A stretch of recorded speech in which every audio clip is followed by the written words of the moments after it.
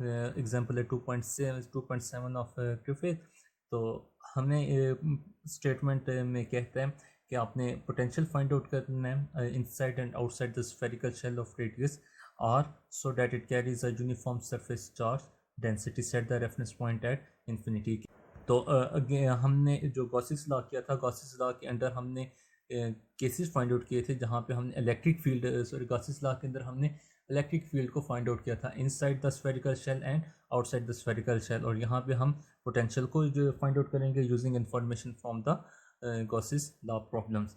तो उसके लिए उससे पहले हमें एक रिलेशन का पता है कि वो रिलेशन है कि V potential is equal to A to B E dot DL। ये आपके पास एक रिलेशन आता है, इंटीग्रल रिलेशन आता है, लेकिन ये जनरली के रिलेशन हम कहते हैं। इसमें वो मुझे कह रहा है set the reference point at infinity, के रेफरेंस पॉइंट को आपने इन्फिनिटी के ऊपर लेना है। जो हम बेसिक डेफिनेशन करते हैं, ये जो ए है, ए को हम देते हैं रेफरेंस पॉइंट और इसको हम most of the time infinity लेते हैं। तो हमारा जो ए है, ये वाला ए, ये रिप्लेस हो जाएगा इन्फिनिटी के साथ। पहला हम केस जब लेते हैं कि आउटसाइड का केस लेते हैं, तो मतलब स्फेरिकल शेल के आउटसाइड मैं कहता हूँ इस पॉइंट के ऊपर है, इस पॉइंट को मैं नाम दे देता हूँ P का, इस पॉइंट तक आया। अब इस P का फासला इस सेंटर तक का जो है उसको हम रिप्रेजेंट कर देते हैं स्मॉल r के साथ। जब स्मॉल r के साथ रिप्रेजेंट करेंगे तो होगा क्या, इस फार्मूला के ऊपर क्या इफेक्ट पड़ेगा कि ये जो a है ये रिप्लेस हो जाएगा इन्फिनिटी के साथ और b ये रिप्लेस हो जाएगा r के साथ, क्योंकि पॉइंट P पर लाए हैं हमने और पॉइंट P का सेंटर से फासले आपके पास r। तो इसको हम लिख सकते हैं, लिख लेंगे v is equal to, minus sign भी आता है यहाँ पे, v is equal to minus infinity to r E dot d l. So अब डी एल भी नहीं रहेगा, आपके पास इनफैक्ट डी आर आ जाएगा।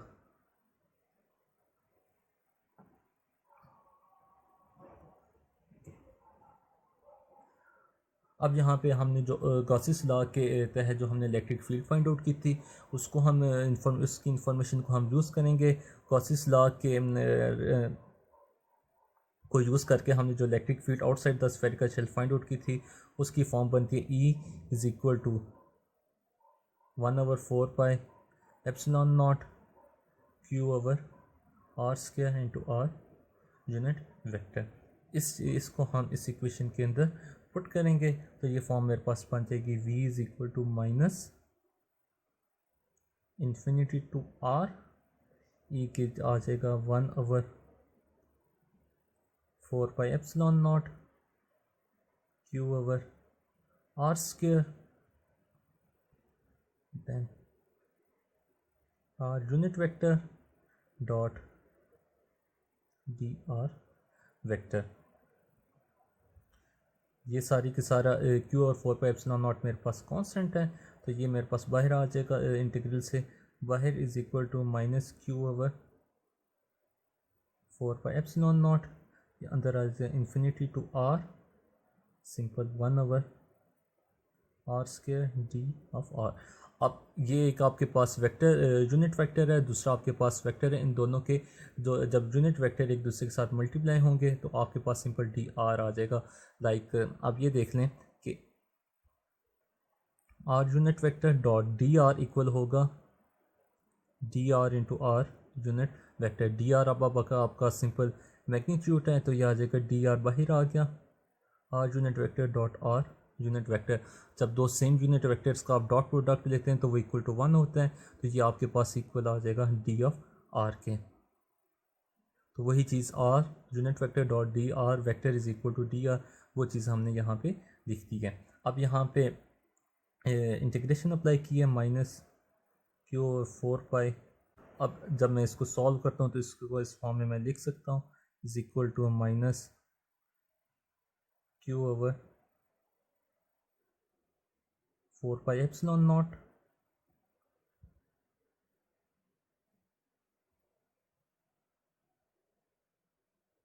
-1/r infinity to r। आपने लिमिट्स भी पुट करनी है। जब आप लिमिट्स को पुट करोगे, अब -1/इन्फिनिटी आपका इक्वल होता है 0 के, तो ये सेकंड टर्म आपकी 0 के इक्वल हो जाएगी, बचेगा -1/r। जो final potential outside the spherical shell बनता है वो बन जाएगा V is equal to Q/4πε0 r। और ये कोई केस कौन सा है कि outside the spherical shell, that is r is greater than capital R। Capital R आपके पास स्फेरिकल शेल का रेडियस है। आउटसाइड का केस हो गया। अब हम केस लेंगे इनसाइड द स्फेरिकल शेल का। तो इनसाइड द स्फेरिकल शेल में रेफरेंस पॉइंट हमारे पास वही रहेगा, इन्फिनिटी वाला।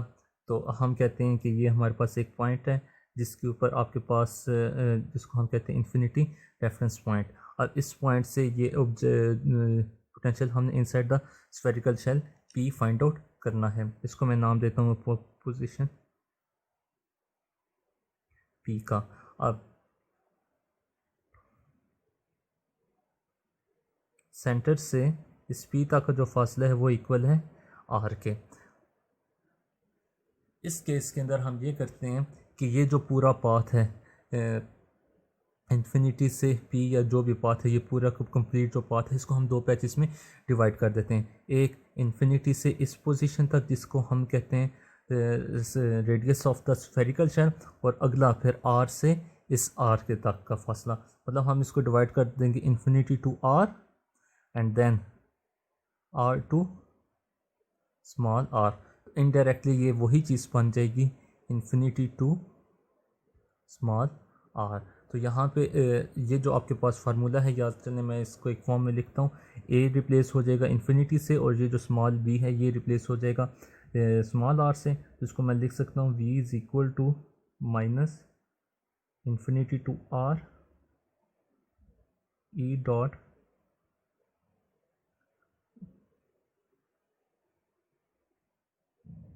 d of r।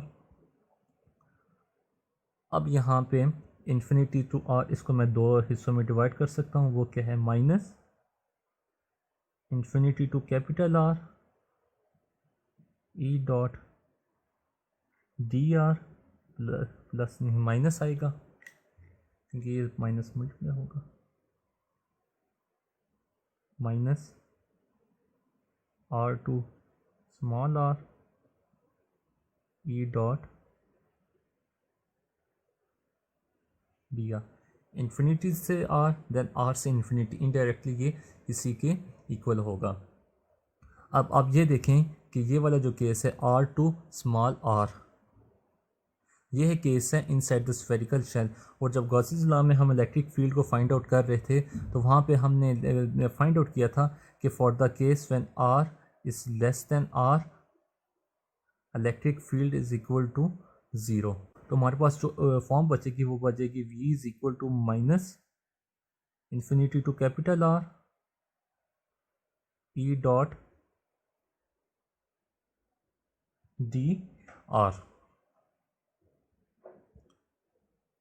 अब इसके ऊपर इन्फिनिटी टू r जो है ये वही आपके पास सिंपल फार्मूला है आउटसाइड द स्फेरिकल शेल का।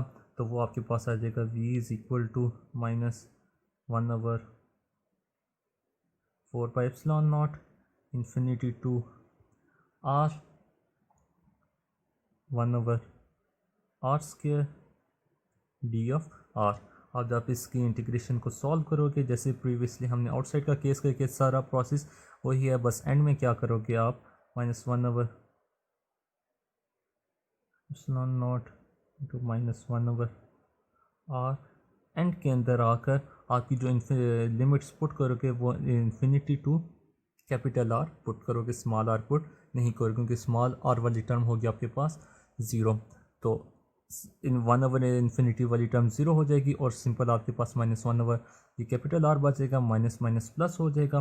तो आपके पास जो पोटेंशियल आ जाएगा v इज़ इक्वल टू, इधर q भी आएगा, सॉरी आप लोगों के पास q is equal to q/4πε0 4 pi epsilon naught r। और ये केस है आपका r is less than r का, कि आपके पास potential inside the spherical shell